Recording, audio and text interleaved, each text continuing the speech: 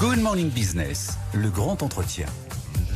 8h19 sur BFM Business et sur RMC Découverte. Le grand entretien aujourd'hui, c'est avec Pascal de Izagir. Bonjour, vous êtes le PDG de Corsair, le président de la Fédération nationale de l'aviation et de ses métiers. La FNAM, c'est 95% du transport aérien français, 370 entreprises, 100 000 emplois. On a désormais les détails des ambitions du gouvernement sur la taxe sur l'aérien. On sait que la surtaxe sera calculée en fonction du type d'avion, jet privé, avion de ligne, en fonction de la distance parcourue et en fonction du niveau de confort. Ça a fait dire au ministre des Transports ces derniers jours que 9,50 € pour un vol classique en Europe et 120 € pour un Paris-New York en classe affaires, ça n'a pas la mer à boire et que c'est absorbable par les compagnies. Est-ce que c'est votre point de vue également ?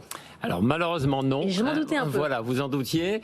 Pour une raison très très simple, ce qui compte, c'est pas la taxe nouvelle, c'est l'accumulation de taxes. Et cette taxe, elle vient en plus d'un très grand nombre de taxes. Je vous rappelle que depuis le 1er janvier 2024, on a la taxe d'infrastructure de longue distance qui a été répercutée par les aéroports sur le transport aérien. Nous avons, vous savez, nous sommes sortis quand même dans un état assez convalescent de la période du Covid.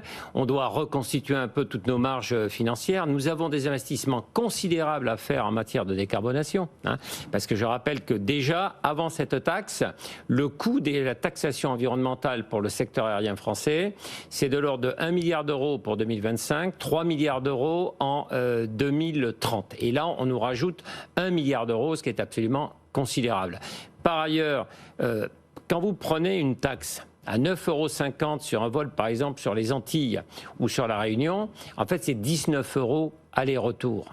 Vu les typologies de clientèle que nous transportons, 19 €, ça n'est pas du tout neutre, vous voyez, sur un vol domestique ou sur un vol intra-européen. Oui, mais c'est pas ça qu'il dit le ministre. Le ministre, il dit, c'est vous qui va absorber cette taxe. Il dit, il ne faut pas la répercuter sur le consommateur. Oui, mais nous allons la répercuter sur le consommateur parce que nous n'avons pas d'autre choix, parce que ça représente une ponction qui est trop importante que nous ne pouvons pas assumer. Je vous donne un simple petit exemple. Pour une compagnie comme Corsair, ça va représenter un surcoût de 10 à 12 millions d'euros. Je vous dis en toute sincérité, je n'ai pas la capacité d'absorber ça, évidemment, compte tenu des marges financières très faibles que les compagnies aériennes françaises dégagent. Donc, inévitablement, il y aura une répercussion et donc ça va être une ponction supplémentaire sur le pouvoir d'achat des consommateurs français. Il a l'air de dire, le ministre des Transports, quand même, et c'est un peu l'idée en faisant la taxe en fonction du type d'avion et de confort, de dire cette taxe, finalement, c'est pour l'aviation d'affaires, c'est pour ceux qui sont les plus riches et ça n'aura pas d'impact sur le moyenne gamme et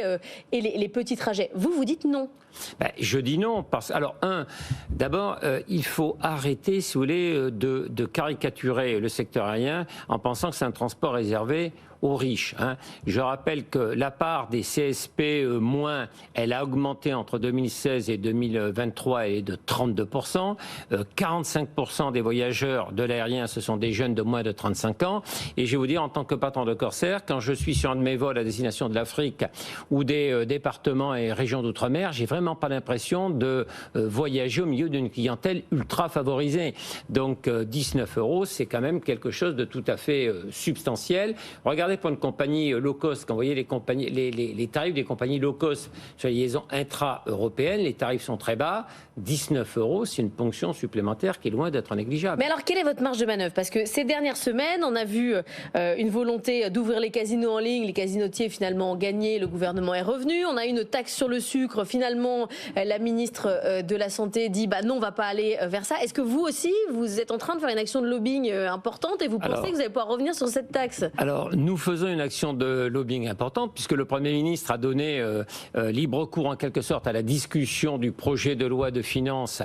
Nous allons jouer la carte des amendements pour obtenir quoi ? Une réduction de cette ponction qui, au passage d'ailleurs, est considérable, vous savez, sur l'aviation d'affaires, parce que la taxe, elle peut aller jusqu'à 3 000 € par passager.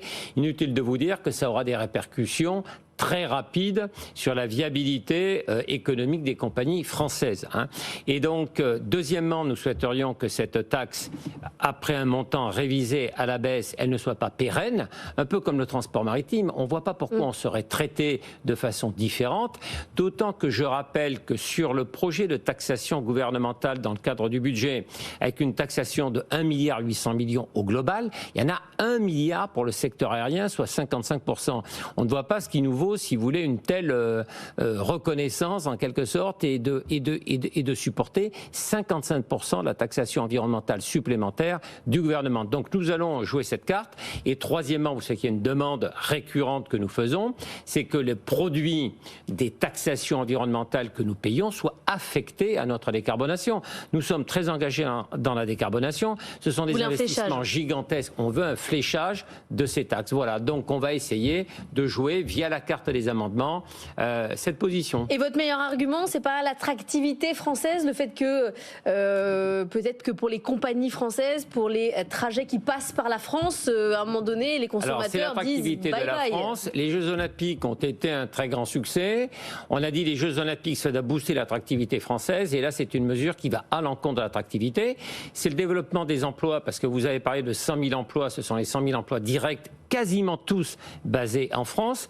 Nous offrons des parcours qualifiants. Vous savez, moi, en tant que patron de Corsair, je recrute dans les communes environnantes d'Orly des jeunes qui sont sortis du cursus scolaire. Je recrute dans la diversité. On donne des emplois qualifiants, des cursus de carrière. Donc 100 000 emplois, 400 000 emplois indirects. C'est le maillage des territoires, c'est la connectivité. Comment vous faites pour voyager à l'intérieur du territoire français quand vous n'avez pas d'alternative ferroviaire? Vous êtes bien obligé de prendre l'avion. Donc, effectivement, on va développer cette argumentation. Vous parlez d'emploi, justement, dans quel état est Corsair? Vous aviez déposé fin 2023 un plan de restructuration qui prévoit que l'État efface son ardoise de 103 millions d'euros de dettes sociales et fiscales. On en est où dans la négociation? Alors, on en est où? Les discussions ont été bouclées avec l'État français. Deuxièmement, j'ai pu constituer un nouveau tour de table en attirant d'ailleurs pas mal de chefs d'entreprise, d'entrepreneurs qui sont évidemment connectés au monde du voyage et du tourisme. Et là, nous sommes dans la phase finale de nos discussions avec la Commission européenne de Bruxelles. Je reste toujours très serein pour une approbation du plan à la fin de l'année 2024, ce qui nous permettra comme ça de démarrer 2025 avec une nouvelle dynamique, parce que je vous rappelle que nous avons mené tambour battant le renouvellement et la modernisation de la flotte. J'ai reçu il y a une quinzaine de jours le 8e Airbus A330 Neo.